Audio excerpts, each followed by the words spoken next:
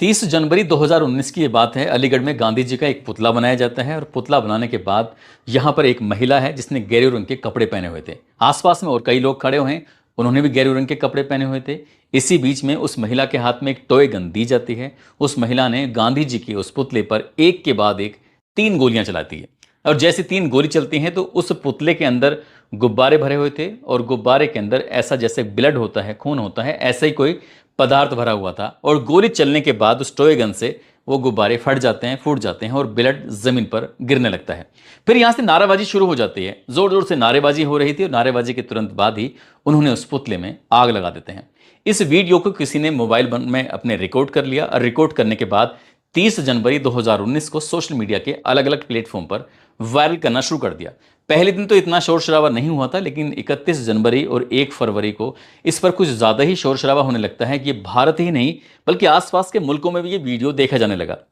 बिल्कुल ऐसा ही एक तरह का रिहर्सल किया गया था, जैसे गोडसे ने गांधी जी की हत्या कर दी थी, ठीक वैसे ही इस महिला ने, और महिला ने खुद को लेडी गोडसे कहलवाना ज़्यादा पसंद किया और चर्चाओं का विषय बन जाता है। जब विरोध प्रदर्शन ज़्यादा होते हैं तो पुलिस को भी सामने आना पड़ता है, एफआईआर दर्ज होती है और जो भी इस घटनाक्रम में शामिल थे उनको पुलिस ने जेल भी भेज दिया था। इस बात को लगभग 6 साल का समय बीत चुका है और 6 साल के बाद एक बार फिर से यही महिला जिसने गेरुए रंग के कपड़े पहने हुए थे वो चर्चाओं का विषय बन जाती है। पिछली बार तो उसने टॉय गन का इस्तेमाल करते हुए गांधी जी के पुतले पर गोलियां चलाई थी, लेकिन 6 साल के बाद उसने शूटरों का इस्तेमाल करने के बाद एक व्यापारी पर गोली चलवा दी और व्यापारी की मौके पर ही मौत हो जाती है। आखिरकार इस महिला ने क्यों हत्या कराई, इसके पीछे के क्या कारण हैं, आज की इस कहानी के माध्यम से यही जानने की और समझने की कोशिश करते हैं।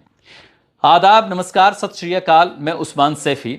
उत्तर प्रदेश के जिला हाथरस का थाना सिकंदराव लगता है और यहीं का एक गांव लगता है जिसका नाम है कचोरा। कचोरा गांव का रहने वाला 25 साल का एक युवक नाम अभिषेक गुप्ता होता है। कुछ समय पहले तक इस युवक ने अपने पिता के साथ जो आरती का काम करता था और लेकिन इसने अपने पिता से कहा कि मैं अपना खुद का काम करना चाहता हूं।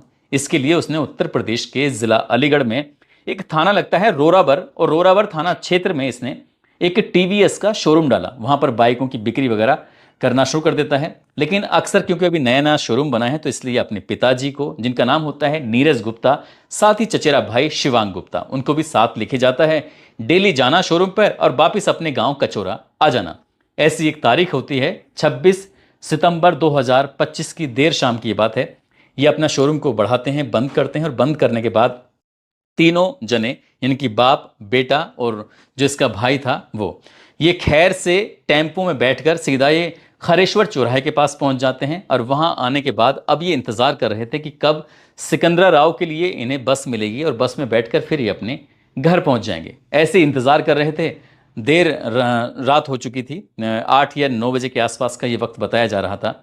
इसी बीच में एक बस आती है, बस आके रुक जाती है। तो सबसे पहले तो उसके पिताजी नीरज गुप्ता जी बैठ जाते हैं। उसके बाद इसका चचेरा भाई होता है शिवांग गुप्ता, वो उनके पीछे पीछे चढ़ जाता है उस पर, बस पर। और सबसे अंत में जो 25 साल का युवा व्यापारी है अभिषेक गुप्ता, वो उस बस में बस चढ़ने ही वाला था कि पीछे से 2 और लोग आ जाते हैं। और जैसे वो लोग आ रहे थे तो उसमें से एक व्यक्ति ने अपनी पिस्टल निकालता है। पिस्टल निकालने के बाद बहुत करीब से वो गोली चला देता है व्यापारी अभिषेक गुप्ता पे, जिसकी उम्र लगभग 25 साल के आसपास होती है, जो कि टीवीएस शोरूम का एक मालिक होता है। उस पर गोली चलती है और जैसी गोली चलती है चीख पुकार मच जाती है। गोली चलने के बाद अभिषेक तुरंत ही नीचे जमीन पर गिर जाता है। गोली उसके गर्दन को पार करती हुई सीधा भेजे में जाती है और भेजे से आंख के रास्ते से वो निकल जाती है। यानी कि उसके जो पूरा चेहरा था एक तरह से बिगड़ चुका था, खराब हो चुका था, वो गिर जाता है। उसके पिता की चीखें निकलनी शुरू हो जाती हैं। जो उसका भाई था वो भी चीखने लगता है और बस के अंदर जो बैठे वो बाकी लोग थे वो भी चीखने लगते हैं और यहां से मौका पाते इधर से उधर भागने लगते हैं। ये नहीं समझ पा रहा था कोई अभी व्यक्ति कि आखिरकार गोली किसने चलाई, क्यों चलाई, इसकी हत्या के पीछे क्या कारण है, कुछ समझ नहीं पा रहे थे। तभी कुछ लोगों ने हिम्मत जुटाते हुए इस व्यापारी को उठाया। उठाने के बाद पास में ही एक जेएन मेडिकल कॉलेज है, वहां लेके जाते हैं इलाज के लिए ताकि इसकी जान बच सके। लेकिन गोली ऐसी जगह मारी थी जहां से बचने की कोई चांस ही नहीं थे और डॉक्टरों ने भी यही कहा कि हम इन्हें बचा नहीं सके, इनको गोली कुछ इस तरह से जो लगी हुई है। इसके बाद पुलिस को सूचना दी जाती है, पुलिस भी मौके पर पहुंच जाती है और देखते ही देखते कि पूरे शहर भर में ये बात आग की तरह फैल जाती है। लोग ये सोच रहे थे कि आखिरकार एक युवा व्यापारी की इस तरह से हत्या क्यों की, किसने की। पुलिस वाले आते हैं और इस मामले की जांच पड़ताल में जुट जाते हैं। जैसे पुलिस वाले इस मामले की जांच पड़ताल में जुटे थे, उस लड़के के पिता नीरज गुप्ता से पूछा जाता है कि आप बता सकते हैं कि आपके बेटे की किसी से तो कोई दुश्मनी तो नहीं है। पिता ने जो अपने मुंह से जो बात कही थी, वो पुलिस वालों के लिए क्या पूरे शहर के लिए यकीन करने वाली बात नहीं थी। ऐसा लग रहा था कि इसमें कोई ना कोई झोल है। शुरुआत में इस मामले को दबाने की कोशिश की गई थी, क्योंकि मामला जिससे जोड़ा जा रहा था वो बहुत ही हाई प्रोफाइल व्यक्ति है। उसको पूरे देश ही नहीं, आसपास के मुल्कों में लोग जानते हैं, पहचानते हैं, क्योंकि साल 2019 की बात है। 30 जनवरी की वो तारीख थी। एक पुतला बनाया जाता है गांधी जी का, और गांधी जी का पुतला बनाने के बाद टॉय गन से एक के बाद एक 3 गोलियां चला जाती हैं, और उससे कुछ जैसे खून होता है वैसे ही गिरता है, क्योंकि गुब्बारे के अंदर खून भरा हुआ था। उसके बाद फिर पुतले में, गांधी जी के पुतले में आग लगा दी जाती है। वो गांधी जी जिनकी वजह से पूरी दुनिया में भारत की अपनी एक पहचान स्थापित है। उसमें विरोध प्रदर्शन भी होता है, लेकिन इस महिला का इस बार फिर से नाम आना, क्योंकि इस महिला का नाम बताया गया अखिल भारत हिंदू महासभा की राष्ट्रीय सचिव महामंडलेश्वर अन्नपूर्णा भारती उर्फ पूजा शकुन पांडे, और उनके पति अशोक पांडे का नाम लिया जाता है। नीरज गुप्ता ने कहा कि मेरे बेटे की हत्या इन दोनों ने मिलकर कराई है। इन दोनों ने शूटरों को हायर किया है और शूटर हायर करने के बाद गोली चलाई है। जैसे ये बात आती है तो पुलिस वालों को भी यकीन नहीं हो रहा था, जो सुन रहे थे उनको भी यकीन नहीं हो रहा था कि आखिरकार ऐसा कैसे हो सकता है। वो क्यों गोली चलवाने लगी, महामंडलेश्वर क्यों मरवाने की लगी इस बच्चे को।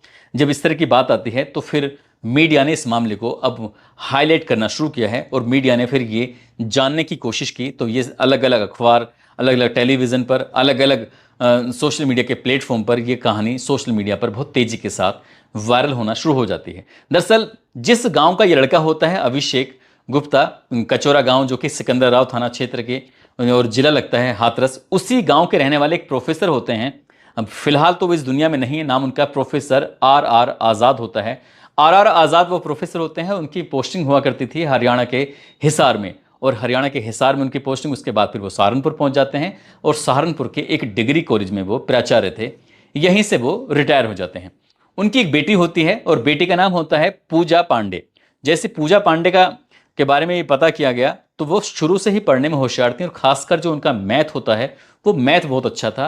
80% से कभी भी उनके नंबर कम नहीं आए। उन्होंने जब पिता के साथ वो हिसार में थी तो उन्होंने इंटर की पढ़ाई की, स्नातक की पढ़ाई की, और आगे चल के उन्होंने CCS यूनिवर्सिटी से उन्होंने MPhil में गणित की पढ़ाई की। ये पढ़ाई करने के बाद वो फिर आगे प्रोफेसर बन जाती हैं, और प्रोफेसर बनती हैं गाजियाबाद के अंदर। बताया जाता है कि साल 2012 के आसपास की बात है। उनके ही महाविद्यालय की एक छात्रा होती है जिसने अपनी जान दे दी थी। उस लड़की की जान देने की वजह से इनके ऊपर इतना आघात पहुंचता है कि उन्होंने फैसला कर लिया कि वो अब कभी भी ये प्रोफेसर नहीं रहेंगी।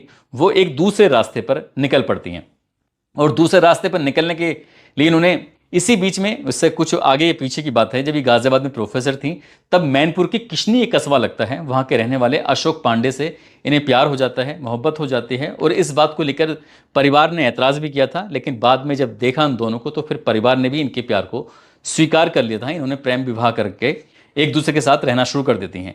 तब ये कमलेश तिवारी के ग्रुप से जुड़ जाती हैं। उनके ग्रुप का नाम होता है अखिल भारत हिंदू सभा की। इनको राष्ट्रीय सचिव भी घोषित कर दिया जाता है, और पूरी तरह से उन्होंने अपनी जो प्रोफेसर था, पढ़ाई लिखाई, उसको तो रखा एक साइड में। उन्होंने कहा कि अब नहीं, अब वो सिर्फ धार्मिक जीवन में प्रवेश कर चुकी थी, और साल 2016 से इन्होंने पूरी तरह से धार्मिक जीवन को ही अपनी जिंदगी में अपना लिया था। अलीगढ़ में आ जाती हैं। हालांकि जो इनके पिता थे, रिटायर होने के बाद वो जौहर विश्वविद्यालय रामपुर में कुछ दिनों तक वो PVC रहे थे। उसके बाद वहाँ से रिटायर होने के बाद अपने अलीगढ़ में जाते हैं, और अलीगढ़ में आने के बाद B दास कंपाउंड में अपना एक घर बनाया जाता है। वहीं पर इनकी बेटी भी साथ रहना शुरू कर देती है, और यहाँ पर उनकी बेटी ने अब गेरुआ रंग के जो कपड़े थे वो धारण कर लेती हैं, और एक तरह की जैसे साध्वी होती हैं इसी तरह से उन्होंने साध्वी बन जाती हैं। धार्मिक आयोजन करना, सामूहिक हवन करना, धर्म सभा के आयोजन करना, श्रीमद् भागवत कथा कराना, और सड़कों पे जो नमाज पढ़ते हैं उनका भी विरोध करना शुरू कर दिया। आए दिन कोई ना कोई विवादित ऐसे बयान देती थी, और बयान देने की वजह से ये चर्चाओं में आना शुरू हो जाती हैं। और साल 2019 में जब गांधी जी के पुतले पर उन्होंने गोली चलाई थी, तब से ये और ज़्यादा चर्चाओं में जाती हैं। हर कोई इनके बारे में जानने भी लगता है। इनको 2 बच्चे भी होते हैं, एक बेटा जो आज की तारीख में 10वीं क्लास में पढ़ रहा है, और दूसरा बेटा इनका 8वीं क्लास में पढ़ रहा है। ठीक ऐसे ही एक इनके गांव कचौरा का एक बालक होता है जिसका नाम अभिषेक गुप्ता होता है। अभिषेक गुप्ता के जो पिताजी होते हैं नीरज गुप्ता, उन्होंने अपने बेटे को इनके घर पे भेजा था, क्योंकि इनके घर पे पढ़ाई का माहौल बहुत ज़्यादा बढ़िया था। ये बात थी साल 15 की। उन्होंने कहा कि बेटा तुम अलीगढ़ चले जाओ, जो मेरी बहन है, क्योंकि वो उन्हें अपनी बहन बोलते हैं, पूजा पांडे जी को, तो उनको बहन बोलते हैं कि आप मेरी बहन के यहाँ चले जाओ। और उस वक्त अभिषेक गुप्ता वो छोटे थे, उन्होंने वहीं रहकर इंटर की पढ़ाई की, वहीं रहकर उन्होंने बीए की पढ़ाई की, वहीं रहकर उन्होंने एलएलबी की। और जब एलएलबी कंप्लीट कर लेते हैं तो पंजाब के एक इंस्टीट्यूट में उनका एडमिशन एमबीए में भी करा दिया जाता है। लेकिन इसी बीच में साल 2024 की बात है, दिसंबर का महीना था, अभिषेक गुप्ता का जो छोटा भाई होता है आशीष, उसकी शादी होती है। और जब शादी होती है तो ये बात लोगों को बड़े अचरज में डाल रही थी, आश्चर्य में डाल रही थी। जैसे कपड़े अभिषेक गुप्ता ने पहने हुए थे पिंक कलर के, ठीक वैसे ही महंगे कपड़े पूजा पांडे जी ने भी पहने हुए थे। अब तक तो वो गेरू रंग के कपड़ों में दिखाई देती थी, लेकिन इस शादी समारोह में वो कुछ इस तरह से दिखाई देती हैं। तभी पूछा भी जाता है, इसी बीच में ये लड़का अपनी माँ से कुछ बताता है कि मुझे बार बार ब्लैकमेल किया जा रहा है, मुझे परेशान किया जा रहा है। तभी यहाँ से वो अपने माँ को जो पूरी कहानी बताता है, इन दोनों के नज़दीकी रिश्ते बन जाते हैं। ये दोनों कहीं ऐसा बताया जाता है कि एक दूसरे के बहुत करीब आ जाते हैं। जब करीब आ जाते हैं और वो लड़के को ब्लैकमेल भी करना शुरू कर दिया जाता है। जब पिता से, जब मीडिया वालों ने ये बातचीत करने की कोशिश की तो पिता ने ये सारी बातें बताना शुरू कर दिया था कि उनके बेटे को ब्लैकमेल किया जा रहा था। एक बार 3 लाख रुपए लिए, एक बार 2 लाख रुपए ले लिए जाते हैं। साथ ही उनके बेटे ने, ये अगस्त का महीना था, खैर में टीवीएस की एक शोरूम खोला जो जहां बाइक वगैरह बेची जाती हैं। तो इसी बीच में उसमें शोरूम में अपनी हिस्सेदारी करना चाहती थी महामंडलेश्वर, कि मैं भी तुम्हारे उसमें हिस्सेदारी करना चाहूंगी। जो पति थे वो भी यही चाहते थे, लेकिन इस बात को लेकर लड़का तैयार नहीं था और लड़के ने बातचीत करना पूरी तरह से बंद कर दिया। यानी कि अब उसने लगातार दूरियां बनानी शुरू कर दी और जो इनका नंबर था, मोबाइल नंबर, उसको भी ब्लैक लिस्ट में डाल देता है ताकि बातचीत ना हो। इसी बीच में इनके बीच में एक दरार सी उत्पन्न हो जाती है, और दरार उत्पन्न हो जाती है तो दूरियां बढ़ने लगती हैं। कहीं ना कहीं ये भी एक बात का जिक्र लगातार चल रहा है कि उस लड़के का और इनका दोनों का एक ऐसा वीडियो है, एक है या उससे ज़्यादा है वीडियो फोटोग्राफ, जिससे जो समाज में अगर सामने आते हैं तो इससे बिल्कुल इमेज को बहुत ज़्यादा बट्टा लग सकता है, इमेज बहुत ज़्यादा ख़राब हो सकती है। इस तरह की बात भी सामने आ रही है। लेकिन अभी तक, जब तक हमने खबर पढ़ी है, अभी तक ऐसी कोई वीडियो सामने आती नहीं है। इसी बीच में जो उनके पूजा शगुन पांडे होते हैं और उनके पति होते हैं, इन्होंने 2 शूटरों की व्यवस्था की। शूटर उनका जो संपर्क में था पिछले 9-10 साल से, इसका नाम फजल होता है। जो फजल के संपर्क में आते हैं, फजल आसिफ से बातचीत करता है, और आसिफ से जब बातचीत करता है तो उनको एक टारगेट दिया जाता है, उनको फोटो दिखाया जाता है, कहा जाता है कि तुम्हें इसका मर्डर करना है, इनकी हत्या करनी है। और ये बात तब आती है सामने जब पुलिस तक बात पहुंच जाती है, और उस मरने वाले यानी कि अभिषेक के छोटे भाई के तहरीर के आधार पर 4 लोगों के खिलाफ एफआईआर दर्ज कर ली जाती है, जिसमें महामंडलेश्वर होती हैं पूजा शगुन पांडे, उनके पति होते हैं अशोक पांडे, और 2 अज्ञात में जो पुलिस ने जब जिसमें जांच पड़ताल करना शुरू किया है, सीसीटीवी कैमरे खंगालना शुरू किया है, तो सीसीटीवी कैमरे के माध्यम से पता चलता है कि एक फजल नाम का शूटर है जो साथ में था उस दिन। फजल को गिरफ्तार किया जाता है, और गिरफ्तार करने के बाद जब उससे बातचीत की जाती है तो उसने स्वीकार कर लिया कि जी 3 लाख रुपए में बात तय हुई थी। फोटो दिखाया गया था, और फोटो दिखाने के बाद उसे ये तब तक नहीं पता था, उसे लग रहा था कि शायद धमकाना है, डराना है, लेकिन उसे ये नहीं पता था कि ये मार दिया जाएगा। 1 लाख रुपए एडवांस दे दिए जाते हैं। 1 लाख रुपए में से 20,000 रुपए तो ये अपने पास रखता है, जिसका नाम फजल होता है, और जो आसिफ होता है उसको 80,000 रुपए दे दिए जाते हैं। और वो 2-3 बार उन्होंने रैकी की, और रैकी करने के बाद वो तारीख आती है 26 सितंबर 2025 की देर रात की बात है, जब ये खैरेश्वर की पास में थे चौराहे पर, वहाँ से बस के लिए इंतज़ार कर रहे थे, जो सिकंदर राव के लिए बस जाती है। इसी बीच में इन्होंने अपनी जो बाइक होती है वो सनसाइन स्कूल है उसके पीछे खड़ी कर देते हैं, और वो इंतज़ार कर रहे थे कि जब ये गाड़ी में बैठेंगे तो मौका पाते तभी गोली चला दी जाती। इसलिए उसने, आसिफ ने मौके की तलाश में था, और वो बिल्कुल पास में जाता है। पास में जाने के बाद सिर पर इतने नज़दीक से गोली मारता है कि गर्दन और उसका भेजे और आँख को पार करती हुई गोली निकल जाती है, यानी कि अभिषेक गुप्ता की मौके पर ही मौत हो जाती है। पुलिस की जांच पड़ताल में ये बात तो क्लियर हो जाती है कि पूजा शगुन पांडे और उनके पति अशोक पांडे ने 2 शूटरों को हायर किया, और हायर करने के बाद इस घटना को अंजाम दिलवाया था। पुलिस ने फजल को भी गिरफ्तार कर लिया, और जो उनके पति होते हैं अशोक पांडे, उनको भी गिरफ्तार कर लिया, और उनकी गिरफ्तार करने के बाद पुलिस ने इस घटनाक्रम का खुलासा भी किया है। लेकिन जो मेन शूटर था जिसने गोली चलाई थी, न तो पुलिस के हाथ वो लगा हमारी खबर के पढ़े जाने तक, और इस खबर को हम जो पढ़ रहे हैं वो 3 अक्टूबर 2025 को पढ़ रहे हैं, तो ना तो वो जो शूटर था मेन मुख्य जिसने गोली चलाई थी वो मिला, और ना ही जो महामंडलेश्वर होती हैं पूजा पांडे, ना वो मिलते हैं। पुलिस का ये भी बताया जाता है, दावा है कि जब वो पकड़े जाएंगी, गिरफ्तार की होंगी, तो उनके गिरफ्तार होने के बाद तब हो सकता है कि इस केस से कुछ नई चीज़ें निकल के सामने आ जाएं। परिवार के लोगों से जब पुलिस वालों ने या फिर मीडिया ने बातचीत करने की कोशिश की तो उन्होंने कहा कि इन दोनों के बीच में संबंध बन गए थे और संबंधों की वजह से ही लड़का दूर जाना चाहता था, उससे शादी का कहीं ना कहीं दबाव था। जब वो दूर जाने की कोशिश कर रहा था तो ये नहीं चाहती थी कि वो दूर जाए, बल्कि वो उसके साथ जुड़ना चाहती थी और उसके टीवीएस के शोरूम में भी उसके साथ जुड़ना चाहते थे। फिलहाल पुलिस अभी इस मामले की जांच पड़ताल में जुटी हुई है और चार्जशीट लगाकर पुलिस का कहना है कि इसमें कम से कम समय में सजा दिलाने की कोशिश की जाएगी और जो भी इसमें आरोपी हैं, जितने भी लोग हैं, उन्हें किसी भी कीमत पर बख्शा नहीं जाएगा। पुलिस का कहना है कि देर हो सकती है लेकिन अंधेर नहीं होगी, देर से बेर वो जल्दी ही पकड़े जाएंगे।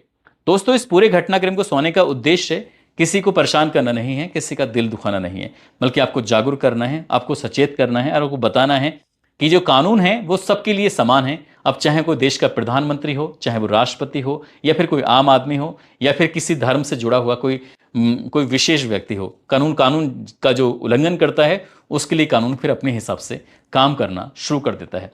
जाते जाते जितेंद्र रोहिला हैं, सतना के रहने वाले सनी दोहरे हैं, अररिया से राजा हैं, गोरखपुर से आरब सिंह हैं। आज इनका जन्मदिन है, इनको जन्मदिन की ढेरों शुभकामनाएं, बहुत बहुत मुबारकबाद। और कुछ लोगों ने नाम लेने की अपील की है। मोहम्मद लुकमान हैं, मोहम्मद जुनैद हैं, पिंकी गर्ग, गौरव तिवारी, कृष्णा देव, सौरभ पांडे, मोहम्मद रऊफ, नाजरीन खान, मुश्ताक शेख, विक्की पंडित, सूरज सिंह, गोविंद कुमार, कयूम अंसारी, गुलाम वारिश, अशोक कुमार, मनोज मौर्य, देवराज सिंह, सुमित गुप्ता, मुन्ना सिंह। आप सब लोग अपना ख्याल रखें, सुरक्षित रहें। जय हिंद, जय भारत।